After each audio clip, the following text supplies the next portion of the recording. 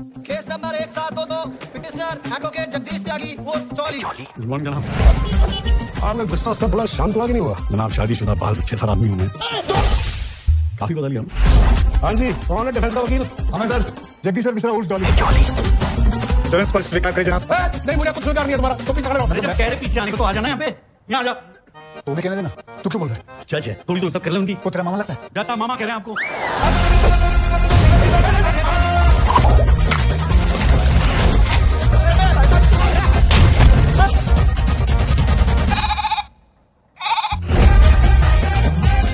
तो सुल्तानिया कोर्ट के अंदर ये तो आगे तो मैं क्या करूंगा मैं? यहाँ पे लंबी गहरी सांस लीजिए, सब ठीक हो जाएगा। अरे अब नहीं लेती है भाई सांस। जनाब मेरी बात सुनिए, मैं एक बहुत अच्छी बात को जानता हूँ, मैं उसे फोन करता हूँ, अभी बुलाता हूँ। वकील साहब, जांघिया बदलने से 10 नहीं रुक जाते।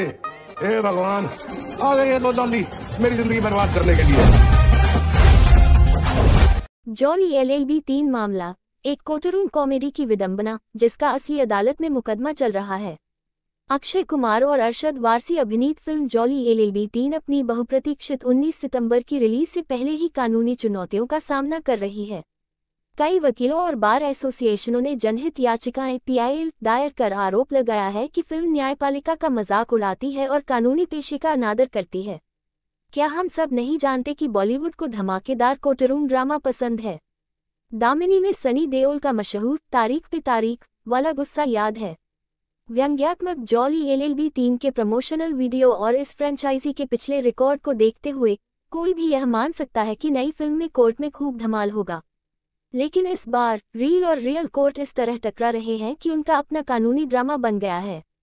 सुपरस्टार अक्षय कुमार और अरशद वारसी अभिनीत फिल्म जॉली LLB 3 अपनी बहुप्रतीक्षित 19 सितंबर की रिलीज से पहले ही कई कानूनी चुनौतियों का सामना कर रही है। कई वकीलों और बार एसोसिएशनों ने जनहित याचिकाएं PIL दायर की हैं, जिनमें आरोप लगाया गया है कि फिल्म न्यायपालिका का मजाक उड़ाती है और कानूनी पेशे का अपमान करती है।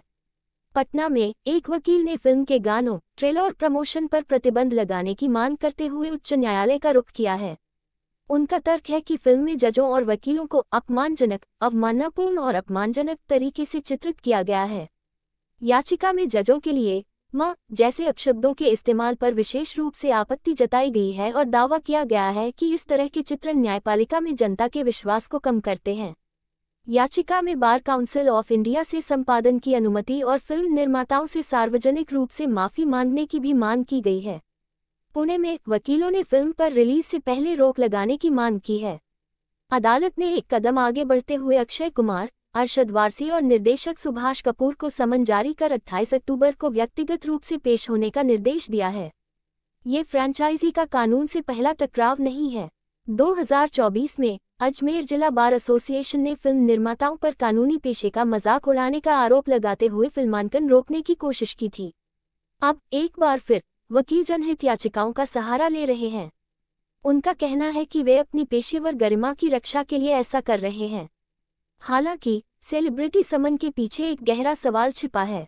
जनहित याचिका आखिर क्या है और पर्यावरण कार्यकर्ताओं से लेकर सिनेमा याचिकाकर्ताओं तक इतने सारे लोग इसका इस्तेमाल क्यों करते हैं और शायद इसका दुरुपयोग भी करते हैं।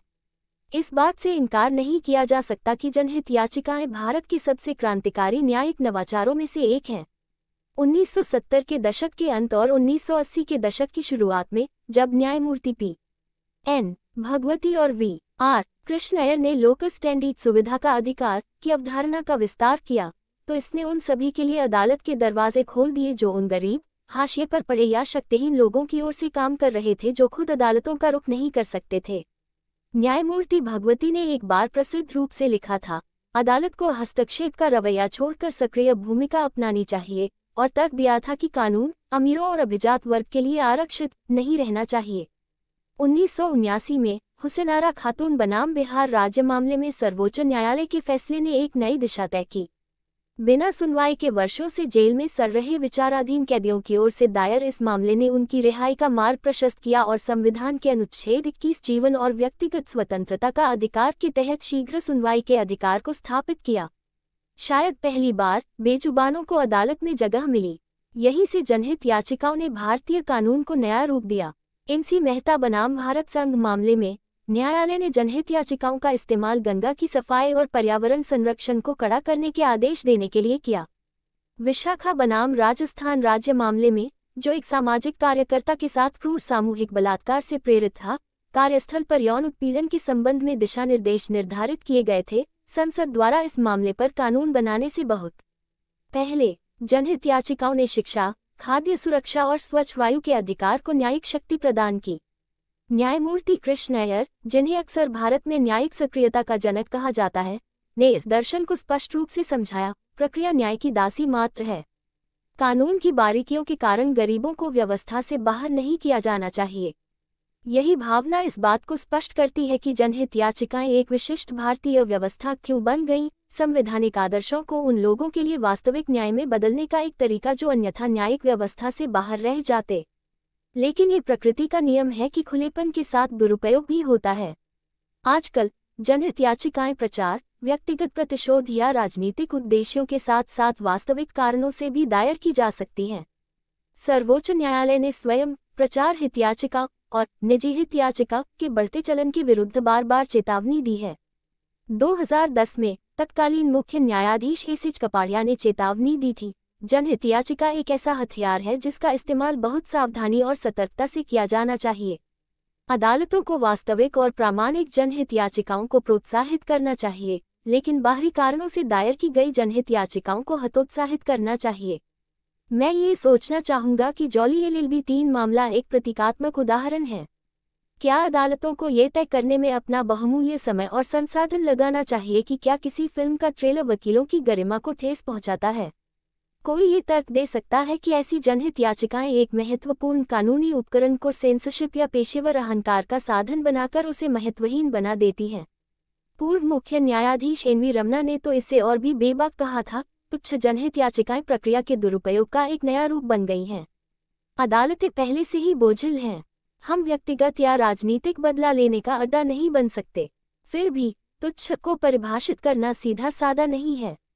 कुछ लोगों को जो तुच्छ लगता है वह दूसरों को अस्तित्वगत लग सकता है। पटना या पुणे के वकीलों के लिए पर्दे पर विदूषक के रूप में चित्रित किया जाना वास्तव में उसी संस्था का अपमान लग सकता है जिसकी वे सेवा करते हैं। दुरुपयोग के बावजूद जनहित याचिकाओं के पक्षधर तर्क देते हैं कि वे भारत के न्यायिक परिदृश्य में सबसे लोकतांत्रिक शक्तियों में से एक हैं। लाखों लोगों के लिए जिनके पास पैसा, प्रभाव या संपर्क नहीं है, जनहित याचिकाएं अक्सर न्याय का एकमात्र रास्ता होती हैं। 1984 के बंधुआ मुक्ति मोर्चा मामले पर विचार करें, जिसने बंधुआ मजदूरों को मुक्त कराया, या बच्चों की भूख पर एक जनहित याचिका से उत्पन्न स्कूलों में मध्याह्न भोजन लागू करने के आदेश पर विचार करें, या 2G जैसे घोटालों का पर्दाफाश, जहां जनहित याचिकाएं जवाबदेही का एक साधन बन गईं। जनहित याचिकाएं व्यवस्थागत विफलताओं, प्रदूषण, हिरासत में मौतें, महिलाओं और बच्चों का शोषण को भी उजागर करती है, ऐसे मुद्दे जो अन्यथा चुपचाप पनपते रहते। जैसा कि न्यायमूर्ति भगवती ने एक बार कहा था, समानता के संवैधानिक वादे को हकीकत में बदलने के लिए न्यायपालिका को एक गतिशील और रचनात्मक भूमिका निभानी होगी। इस लिहाज से भले ही 70% जनहित याचिकाएं गलत दिशा में हों, शेष 30% इस व्यवस्था को उचित ठहराती हैं। इसके समर्थकों का तर्क है कि थोड़ा सा दुरुपयोग बेजुबानों की आवाज़ सुनने के लिए चुकाई जाने वाली एक छोटी सी कीमत है। प्रतिवाद तीखा है। भारत की न्यायपालिका मुकदमों के बोझ तले दबी हुई है। एक अनुमान के अनुसार न्यायपालिका के सभी स्तरों पर 5 करोड़ से ज्यादा मामले लंबित हैं। इसके विपरीत ब्रिटेन में ज्यादातर न्यायिक समीक्षा आवेदन कुछ ही महीनों में निपटा दिए जाते हैं। हर तुच्छ जनहित याचिका देरी बढ़ाती है और आजीविका और स्वतंत्रता को प्रभावित करने वाले विवादों से ऊर्जा हटाती है। कुछ जनहित याचिकाओं में छिपे हुए एजेंडे भी होते हैं। राजनीतिक दल इन्हें प्रतिद्वंद्वियों को शर्मिंदा करने या नीतियों को रोकने के लिए दायर करते हैं। कुछ अन्य मीडिया का ध्यान आकर्षित करने, प्रचार करने या यहाँ तक कि व्यावसायिक प्रतिद्वंद्विता से प्रेरित होते हैं। यह एक महान कानूनी साधन के रूप में जनहित याचिका की पवित्रता को नष्ट कर देता है। न्यायिक अतिक्रमण का मुद्दा भी है।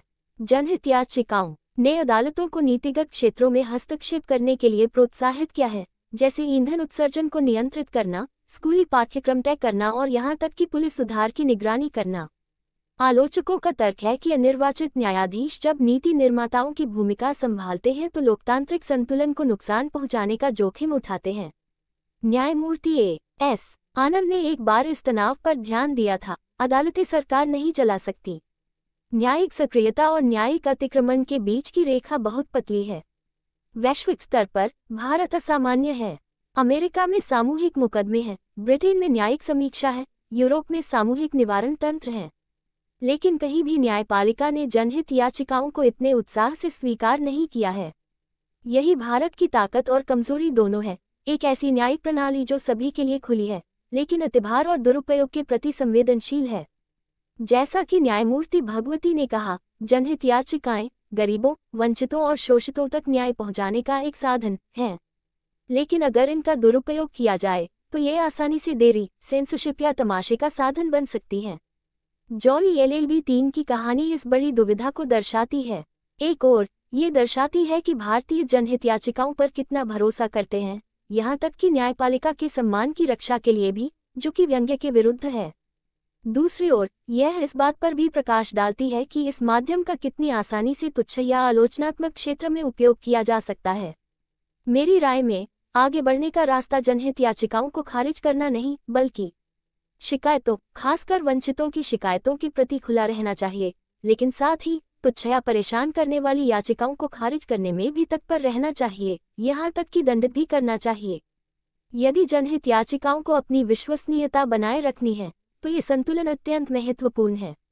आने वाले हफ्तों में अदालतें तय करेगी कि क्या जॉली LLB 3 न्यायपालिका की गरिमा को इतना ठेस पहुंचाती है कि उस पर कटौती या प्रतिबंध लगाने की मांग की जाए। विडंबना यह है कि एक कोर्टरूम कॉमेडी अब असली अदालत में चल रही है, जहां अक्षय कुमार और अरशद वारसी न सिर्फ पर्दे पर वकील की भूमिका निभा रहे हैं, बल्कि उन्हें मामले में पक्षकार के रूप में भी बुलाया जा रहा है। रील और रियल के बीच की रेखा धुंधली हो गई है और ड्रामा अब सिर्फ स्क्रिप्ट तक सीमित नहीं रह गया है। भारत में जनहित याचिकाओं की भी यही बड़ी कहानी है। ये बेबसों को तो ऊपर उठा सकती हैं, लेकिन उतनी ही आसानी से व्यंग्य को अंतहीन मुकदमों में घसीट सकती हैं। ये न्याय के लिए एक ताकत तो है, लेकिन अहंकार का मंच भी। 19 सितंबर को हम अक्षय और अरशद को फिल्म की अदालत में लड़ते हुए देखेंगे, लेकिन तब तक उनकी सबसे बड़ी लड़ाई इसी अदालत में है, और इसका फैसला न सिर्फ एक फिल्म का, बल्कि हंसी की आज़ादी का भी फैसला करेगा।